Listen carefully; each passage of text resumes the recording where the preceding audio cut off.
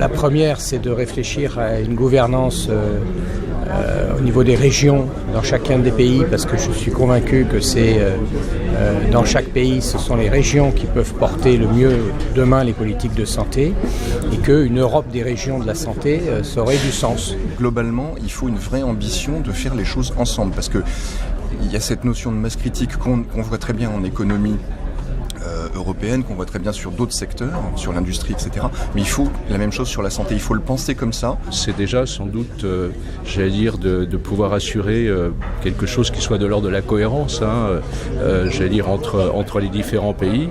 Si on se resitue par rapport à la France, clairement, est en train de décrocher pour une partie de ses résultats en matière de bonne santé de la population.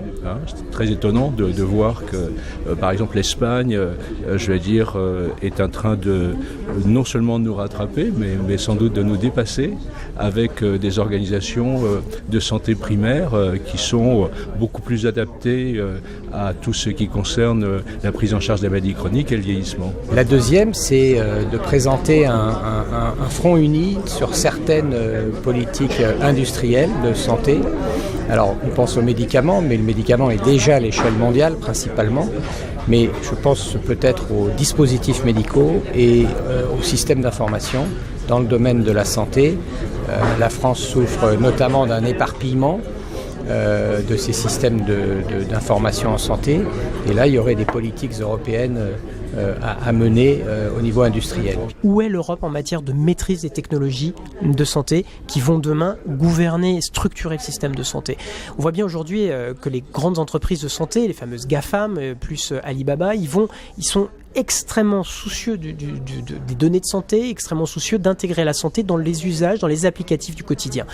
Je crois que l'Europe, elle a su par le passé maîtriser l'espace avec le programme Ariane, elle a su maîtriser l'aérien avec Airbus, elle a su maîtriser l'énergie, elle a su se doter d'un certain nombre d'outils puissants, de politiques industrielles pour être en capacité de maîtriser l'essentiel. J'appelle moi aujourd'hui à un mouvement européen pour que la santé fasse partie de ses priorités technologiques. Malheureusement, ce n'est pas le cas aujourd'hui, alors qu'on voit bien que demain, c'est un enjeu de souveraineté nationale, mais de souveraineté européenne majeure. Et je crois que vraiment, dans ces questions qui touchent à des données de santé, qui touchent à la technologie de santé, il y a la place pour une voie européenne et pour une voie européenne offensive, c'est-à-dire que non seulement fixer des règles, c'est le cas du RGPD, penser aux questions effectivement d'éthique, de protection des données. Il faut qu'on puisse avoir un programme commun de santé, ça serait très ambitieux, mais en tout cas prendre ce qu'il y a de bon chez les uns et les autres, et pour ça, il faut qu'il y ait une coopération très étroite entre professionnels, entre politiques de santé et entre chercheurs. La troisième voie à laquelle je pense, c'est l'exportation du savoir-faire européen vers les pays d'Afrique notamment, où on est très attendu. Et jusqu'à présent, on y est allé en ordre dispersé, les Allemands, un peu les Français, les Hollandais, pourquoi les Italiens.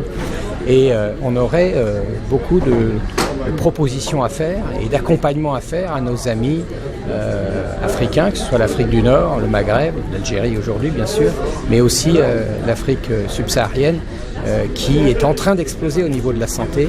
Les questions transfrontalières, sont importantes.